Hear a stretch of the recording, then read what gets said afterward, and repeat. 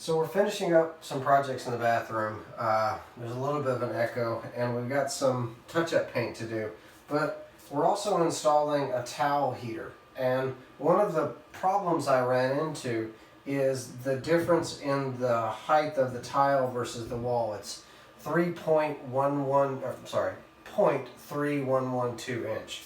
And so what that's going to do is if I mount it straight to the tile, I mean, it sticks out, and then it doesn't sit flush.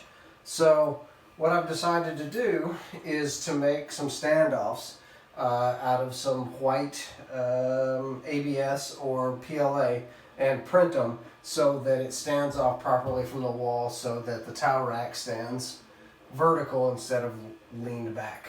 I actually have another project to do in the bathroom as well. Again, because of the tile and the different thickness, we've got a plug that is just above the tile. Again, some touch-up. But what's going to happen is when I put the plate on, the plate's going to rock. It's not going to sit flush. So I'm also designing and printing out a piece to go around here, which will help cover up this oops, and will allow the plate to sit flush. So I'm really pleased with the foot, the design, the mounting foot for the towel heater.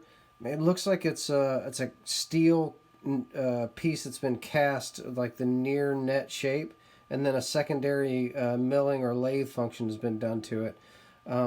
Really nicely made with the conical set screw, and then this oblong cut for the screw mount to be able to get the towel rack exactly where you need it to get it to mount square and plumb.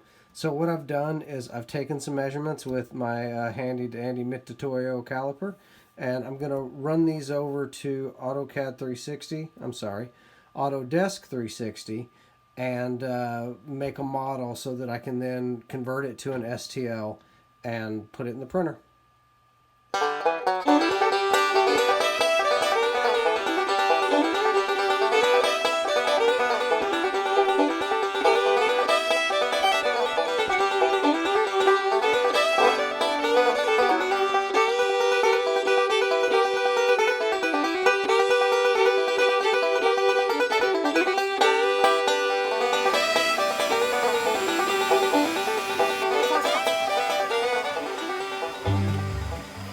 Oh, I think it's going to work just fine.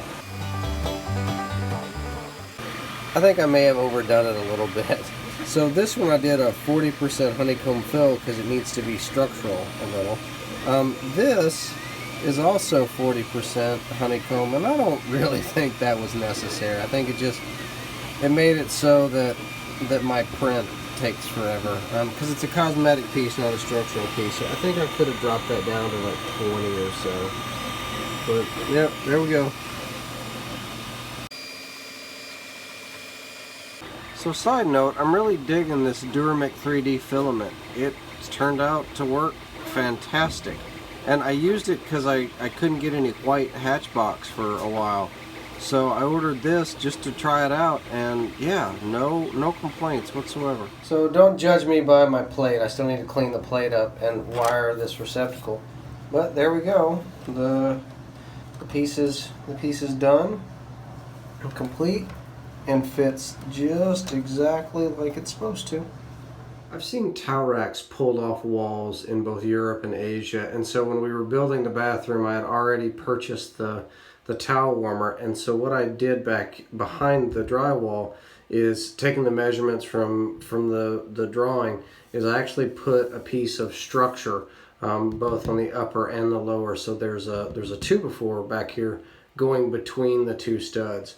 And what I went ahead and did was mark where the foot's going to go. And remember, it does have some play up and down.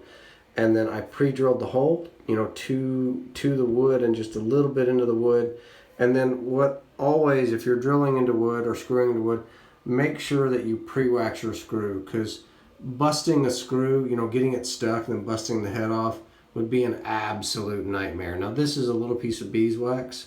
I got 20 of them or so. I have beeswax comes along with it. But I use a little piece of beeswax and I pre-wax the screw, and then I go ahead and mount it that way. Here we go. Standoff in as advertised. All right, let's go ahead and mount the heater. The towel rack is done. It is installed. It's level this way. It's plumb, and it's not canted. It's with the spacers. It's actually in line with the bottom.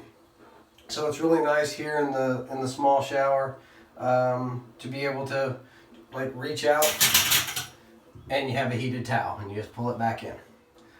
This also helps warm the space. We've got a floor heater as well, so like on the floor and the floor. But this will help warm some of the air and have nice toasty towels.